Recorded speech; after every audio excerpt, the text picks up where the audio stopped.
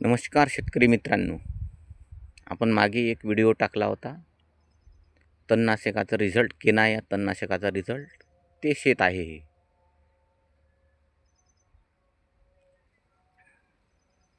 बघा, सोयाबीन थोडंसं 10% विरळ आहे, परंतु तरी व्यवस्थित आहे.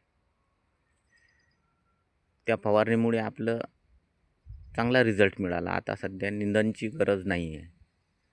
त्यामध्ये आपण इमेज सुपर प्लस थंडर किंवा इजेल हा घटक वापरला होता.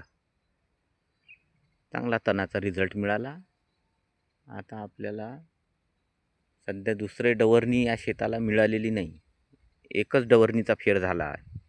पावसाची संततधार चालू असल्यामुळं दुसरा फेर बसला नाही आणि आता 15% फुलोरावर असल्यामुळं आता काही फेर द्यायची आवश्यकता वाटत नाही आणि निंदन सध्या द्यायची गरज नाही.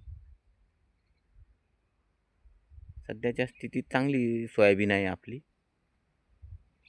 बघू पुढे कसा रिझल्ट मिळते तो आता.